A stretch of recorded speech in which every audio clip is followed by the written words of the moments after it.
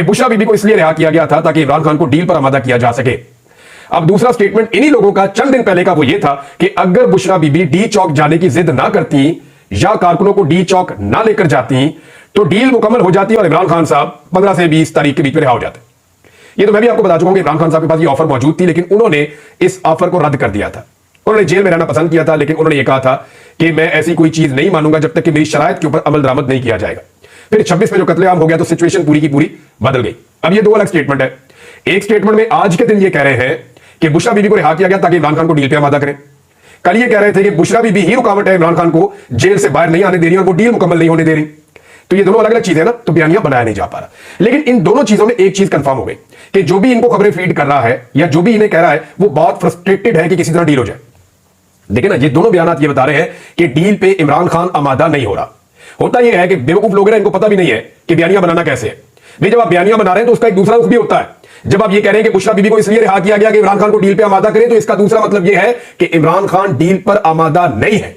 तो वो जो आप दूसरा एक और बयानिया बनाते हैं कि इमरान खान डील के लिए भीख मांग रहा है, वो आपका बयानिया बढ़ जाता है यहां पे।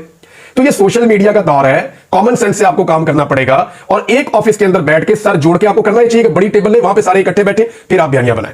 होता यह कि एक बयानिया उस दफ्तर में बन रहा है, उस दफ्तर में बन रहा है, उस दफ्तर में बन रहा है, वो सारे बयानिया एक दूसरे के साथ मैच नहीं करते। एक बयानिया लॉन्च होता है कि जनाब बुशरा बीबी डील करवा रही है, दूसरे में लॉन्च होता है बुशरा बीबी डील खराब करवा रही है, तीसरे में लॉन्च होता है कि इमरान खान जो है वो डील मांग रहे हैं, और बाकी जो बयानिया है वो सारे इसके साथ कंट्राडिक्ट है कि जनाब इमरान खान को डील पे बनाया जा रहा है।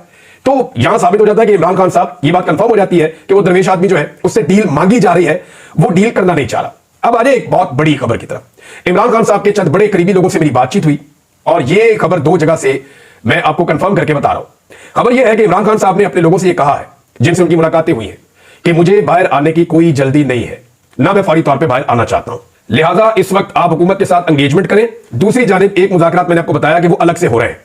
एक मुज़ाकरात खुफिया हो रहे हैं, एक मुज़ाकरात एलानिया हो रहे हैं। एलानिया मुज़ाकरात के अंदर सिर्फ नतीजा निकलेगा उन मुज़ाकरात का जो मुज़ाकरात खुफिया हो रहे हैं, और वो जो खुफिया मुज़ाकरात हो रहे हैं उसमें वज़ीर आला खैबर पख्तूनख्वा के अलावा ज्यादा लोग इन्वॉल्व नहीं है, और वहां पे इमरान खान साहब को रेगुलर रिपोर्ट्स जारी हैं और उनको चीजें बताई जा रही हैं, उनसे मुशावरत की जा रही है। अब वहां इमरान खान साहब जल्दबाजी नहीं दिखा रहे। मैं आपको फिर कह रहा हूं कि हुकूमत बार बार कह रही है, इरफान सिद्दीकी साहब ने स्टेटमेंट दिया कि इमरान खान साहब को बनी गाला शिफ्ट करने के हवाले से कोई ऑफर नहीं की गई, तो इरफान सिद्दीकी साहब को किसी ने आगाही नहीं किया, उनको इन्फॉर्म ही नहीं किया। इमरान खान साहब के पास ये ऑफर काफी दिनों से मौजूद है। ये ऑफर उनके पास नवंबर से, बल्कि अक्टूबर में भी उनको ये ऑफर दी गई थी, फिर नवंबर में उनको ये ऑफर दी गई, और नवंबर में बड़े शद और मद के साथ 24 तारीख को उनके सामने ये ऑफर रख दी गई थी। लेकिन इमरान खान साहब ने उससे इनकार कर दिया था। इमरान खान साहब अभी मजीद चंद महीने बड़े आराम से जेल में रहने के लिए तैयार है। अब तो मौसम भी अच्छा है, कोई इतनी शिद्दत नहीं है, तो इमरान खान साहब जेल में वक्त गुजारने के लिए तैयार है, और वो ये कहते हैं कि मैं नजरबंदी में नहीं जाऊंगा। लेकिन अगर इमरान खान साहब बनी गाला में नजरबंदी पसंद कर लेते हैं अपने लिए, और वो कहते हैं ठीक है मुझे बनी गाला में आप नजरबंद कर लें, क्योंकि पूरे सिस्टम की ये डिमांड है कि आप पहले अपने घर जाए, वहां से फिर आप अदालतों के जरिए आजाद हो जाए। अब ऑफर्स क्या है इस वक्त इमरान खान के पास, वो मैं आपको बता देता हूं। ऑफर यह है कि जनाब आप अपने घर में जाके हाउस अरेस्ट हो जाए, हम अदलिया के ऊपर से दबाव खत्म कर देंगे, आप अदलिया में अपने केसेस का सामना करके कानून के मुताबिक अपनी आजादी आप ले लें, और जब आपको आजादी मिल जाए तो उस वक्त आप अपने घर में होंगे, और वहीं पे आपके ऊपर से जो जेल का हमला उसको हटा लिया जाएगा और चीजें नॉर्मलाइज हो जाएंगी। एक तो ये उनको ऑफर दी गई है, लेकिन इसमें डिमांड ये की गई है कि अब आप इदारों के हवाले से अपनी पॉलिसी को थोड़ा सा बदल दें, और एस्टेब्लिशमेंट के ऊपर स्पेशली जो टॉप 3 लोग हैं उनके ऊपर बिल्कुल तनकीद ना की जाए, बल्कि उनका नाम भी ना लिया जाए। इस किस्म के मुतालबात किए गए। अब और ये मुझे पाकिस्तान तहरीक इंसाफ के बड़े अहम लोगों ने ये बात बताई है कि जनाब मुतालबात यहां तक पहुंच गए हैं, और इसको एस्टेब्लिशमेंट के कुछ सोर्सेज जो है वो कंफर्म भी कर रहे हैं कि जनाब हमें अपनी फिक्र पड़ गई है, क्योंकि जिनकी हुकूमत बनाई है वो टके का डिलीवर नहीं कर पाए, उन्होंने कोई काम नहीं करके दिखाया। दावे उनके बहुत बड़े बड़े थे, लेकिन वो डिलीवर करने में नाकाम हो गए। उनके इंटरनेशनल ताल्लुकात के जो दावे थे उनकी भी कलई खुल गई है, और जो बाइडन के इलेक्शन हारने के बाद तो बिल्कुल ही खोता खूह में गिर गया है, क्योंकि जो बाइडन के मामला में वहां पाकिस्तान पीपल्स पार्टी के मामला बहुत ठीक थे। अगर जो बाइडन की पार्टी दोबारा जीत जाती तो बिलावल को वज़ीर आज़म बनाने का इम्कान हो जाता। तो मामला यह है कि इमरान खान साहब मजीद इंतजार करने के लिए तैयार है, और वो ये देखना चाह रहे हैं कि कॉन्फिडेंस बिल्डिंग मेजर्स क्या लिए जाते हैं। यानी वो ये कहते हैं कि जब तक मेरे लोगों को रिहा नहीं किया जाता तब तक तो मैं अपने घर में जाने के लिए तैयार नहीं हूं। और इमरान खान साहब से जो मुतालबात हैं वो मैंने आपके सामने रख दिए कि फौरी तौर पर हुकूमत को ना गिराएं, फौरी तौर पर कोई तहरीक ना चलाएं, आप अपने घर चले जाएं, अदलिया के ऊपर से हम दबाव हटा लेंगे, मैनेज नहीं करेंगे, आप अपने फैसले अपने हक में ले लें, आपके लोग भी आहिस्ता आहिस्ता छूट जाएंगे, आप अपनी पाबंदी खत्म करवा के जो है वो कौमी असेंबली के मेंबर बनकर आकर कौमी असेंबली में भी बैठ सकते हैं, फिर वक्त के साथ साथ आप अपनी तहरीक चला लीजिएगा। तो नॉर्मल तरीके से चीजों को ऊपर एक्सीलेट करें आप। लेकिन इमरान खान साहब जो है वो कॉन्फिडेंस बिल्डिंग मेजर्स चाहते हैं ताकि उन्हें नजर आ जाए कि क्या उनके लोगों को छोड़ा जा रहा है, क्या जुल्म और ज्यादती बंद की जा रही है, क्योंकि अभी भी पाकिस्तान तहरीक इंसाफ के कुछ लोग मुबैना तौर पर लापता है। अजहर मशवानी साहब ने 2-3 लोगों की भी फोटो लगाई है कि ये लोग लापता किए गए हैं जबरी तौर पे, और बहुत सारे लोग ऐसे हैं जो बेगुनाह जेलों में कैद है। आहिस्ता आहिस्ता उनकी रिहाई तो हो रही है, लेकिन इमरान खान साहब अभी सिस्टम पर एतबार नहीं कर रहे। अच्छा, इसमें इमरान खान साहब ने और उनकी पार्टी ने एक चीज तय की है कि 31 जनवरी तक का टाइम देना इस हुकूमत को कि 31 जनवरी तक आप हमारे साथ मुज़ाकरात करें। पहले इमरान खान साहब इतना ज्यादा टाइम देने के हक में नहीं थे, वो कम टाइम देना चाह रहे थे, लेकिन अब उन्होंने 31 जनवरी तक का टाइम दिया। बल्कि पाकिस्तान तहरीके इंसाफ के सोर्सेज से मैं आपको बता रहा हूं कि ये हुकूमत और टाइम मांगेगी तो इनको 15-20 दिन का और टाइम भी दे दिया जाएगा और इंतजार करेंगे। जो बाइडन की जब इंतजामिया खत्म हो जाएगी तो इनकी सपोर्ट खत्म हो जाएगी जो पाकिस्तान की हुकूमत और एस्टेब्लिशमेंट के पास है। जुल्म और बर्बरियत का दौर जो है उसके ऊपर एक ताला लग जाएगा। उस तरह का जुल्म और बर्बरियत नहीं की जा सकेगी जो माजी में की गई है। फिर पाकिस्तान तहरीके इंसाफ दोबारा से एक तहरीक खड़ी करेगी और उस तहरीक के नतीजे में वो फरवरी के एंड में या मार्च के शुरू में एक दोबारा से लॉन्ग मार्च करने का इरादा रखते हैं। मैं आपको भी ये बता रहा हूं कि मेरी पाकिस्तान तहरीके इंसाफ के लोगों से भी बात हुई है और जो चीजें दिखाई दे रही हैं वो यही है, क्योंकि अभी सर्दी की एक वेव है पूरे मुल्क के अंदर और अभी कोई तहरीक ऐसे चलती नहीं है इतनी सर्दी के अंदर। लिहाजा पहले इंतजार किया जाएगा कि जो बाइडन की हुकूमत खत्म हो जाए और इंतजार किया जाएगा, हुकूमत को पूरा मौका दिया जाएगा कि हुकूमत अगर चाहे तो वो मुज़ाकरात कामयाब कर ले और मुज़ाकरात कामयाबी के नतीजे में हुकूमत को भी कोई थोड़ी बहुत फेस सेविंग मिल जाए और पाकिस्तान तहरीके इंसाफ जो है उनको भी इंसाफ मिल जाए। लेकिन अगर ऐसा नहीं होता तो फिर पाकिस्तान तहरीके इंसाफ ने अपनी तहरीक जो है वो बना रखी है और पाकिस्तान तहरीके इंसाफ के बकौल वो फिर जो सोर्सेज मेरे बता रहे हैं वो फिर एक तहरीक चलाएंगे दोबारा से मार्च के अंदर और वो इस तहरीक से मुख्तलिफ होगी और इमरान खान साहब को फिर वो आज़ाद करवाने के लिए पूरी कोशिश करेंगे। इंटरनेशनल प्रेशर भी बढ़ेगा जबकि जो बाइडन की सपोर्ट भी या मगरबी सपोर्ट जो अब तक थी वो मौजूद नहीं रहेगी। इससे पहले पाकिस्तान तहरीके इंसाफ मुल्क भर में जलसों का आगाज भी करेगी और ये काम आप फरवरी के महीने में होता हुआ देखेंगे। यानी इमरान खान साहब को कोई जल्दी नहीं है इस वक्त बाहर आने के लिए या आजाद होने के लिए।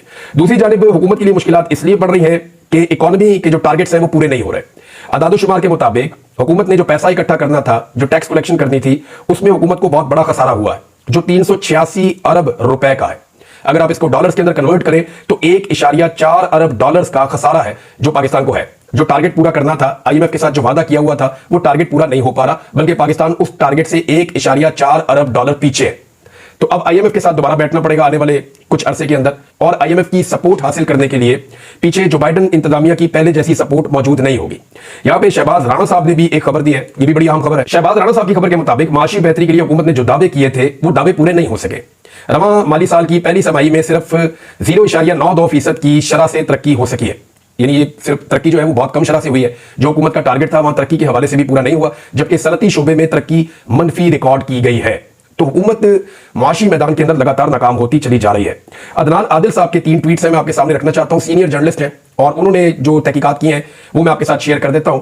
अदनान आदिल साहब तीनों ट्वीट्स के अंदर कुछ ऐसी चीजें बता रहे हैं जो तवज्जो तलब है। एक, उन्होंने कहा कि नेपरा की अपनी रिपोर्ट के मुताबिक बिजली की पैदावार की असल कीमत 7 रुपए 62 पैसे फी यूनिट है। डिस्ट्रीब्यूशन कंपनीज मार्जिन 3 रुपए 10 पैसे है फी यूनिट और ट्रांसमिशन चार्जेस 1 रुपए 37 पैसे फी यूनिट है। यानी बाकी सब टैक्सेस ताकि और जो बाकी पैसे लिए जा रहे हैं ना, यानी ये टोटल पैसे सारे अगर आप इकट्ठे कर लें तो ये 12 रुपए से कम बनते हैं फी यूनिट लागत। लेकिन जो बाकी पैसे लिए जा रहे हैं पाकिस्तान में लोगों को 60 रुपए का यूनिट भी पड़ रहा है, 50 रुपए का यूनिट भी पड़ रहा है।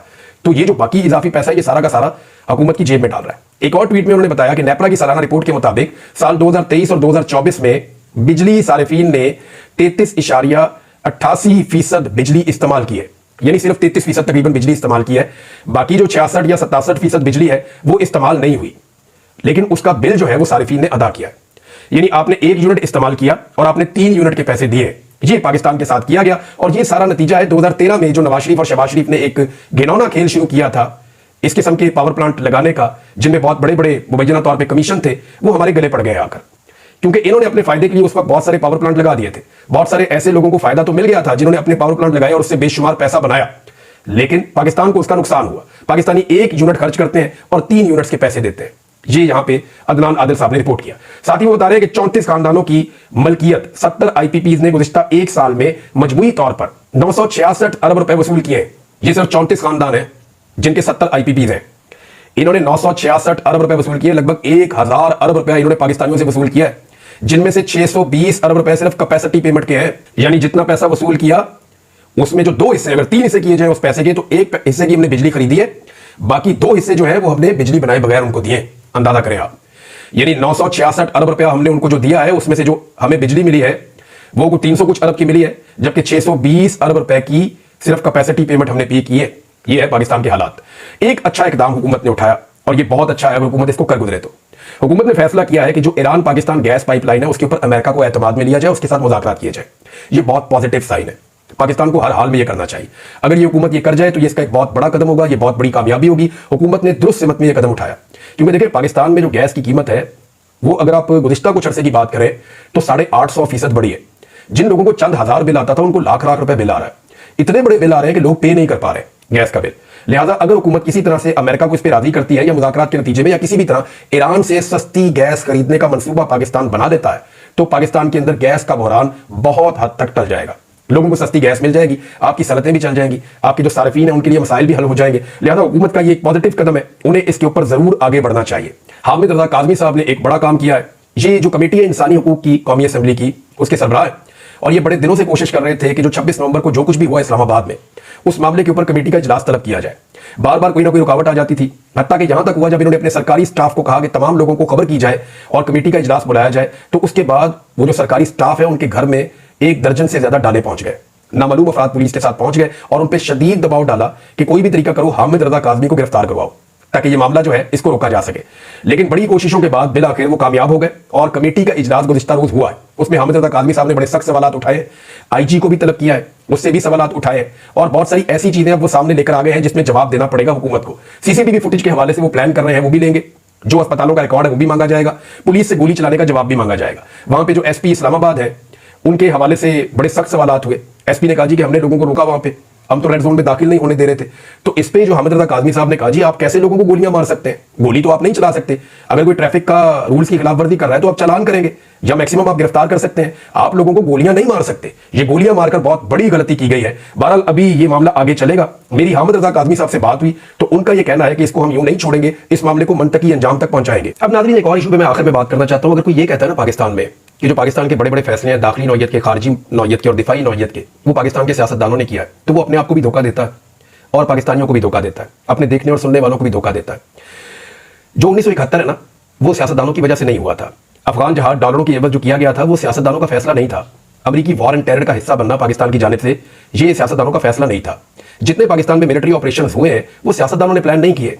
दहशतगर्दों से मुज़ाकरात सियासतदानों के फैसले के मुताबिक नहीं हुए। टीटीपी से मुज़ाकरात सिर्फ इमरान खान का फैसला कैसे हो सकता है? खारजा और दाखिला पॉलिसियां सियासी हुकूमतों को बनाना चाहिए, लेकिन ये पाकिस्तान में सियासी हुकूमतें नहीं बनाती। पाकिस्तान में गुज़िश्ता 70 सालों से 4 मार्शल लगे और उसके अलावा मुल्क के तमाम बड़े फैसले जमहूरी अदवार या आप कहने के सो कॉल्ड जमहूरी अदवार में भी एस्टेब्लिशमेंट नहीं किए हैं। कभी मलबा नवाज शरीफ पे पड़ जाता है, कभी भुट्टो पे पड़ जाता है, कभी बेनजीर पे पड़ जाता है, कभी किसी और पर डाल दिया जाता है और आज ये मलबा इमरान खान पे डाला जा रहा है। फैसला करने वाले एस्टेब्लिशमेंट के किरदार हमेशा बरी ज़िम्मा हो जाते हैं। कभी उन्हें उनकी हरकत की वजह से कटहरे में खड़ा नहीं किया गया। जब भी कोई सियासतदान इनकार करता है ना तो उसके खिलाफ गेम हो जाती है। जैसे आपको याद होगा कायद-ए-आज़म के साथ क्या हुआ, फातिमा जिन्ना के साथ क्या हुआ, लियाकत अली खान के साथ क्या हुआ, जुल्फ़िकार अली भुट्टो के साथ क्या हुआ, दीगर और बहुत सारे सियासतदान हैं, बेनजीर भुट्टो के साथ क्या हुआ और फाइनली इमरान खान साहब के साथ क्या हुआ। कुछ सियासतदानों को इस खेल की समझ आ गई। अब वो एस्टेब्लिशमेंट के साथ कुछ लो और कुछ दो का खेल खेलते हैं। जैसे मियां नवाज शरीफ है, जैसे फजलुर रहमान साहब है, जैसे जरदारी साहब है, तो उनको डीलिंग करनी आ गई है। उन्हें पता चल गया कि इनके साथ डीलिंग करो, कुछ इनको ब्लैकमेल करो, कुछ इनसे ब्लैकमेल हो जाओ, तो कुछ ले और देकर इक्तदार का हिस्सा बने रहे। नाज़रीन अब तक के लिए इतना ही। अपना ख्याल रखिएगा, अपने चैनल का भी। अल्लाह हाफ़िज़।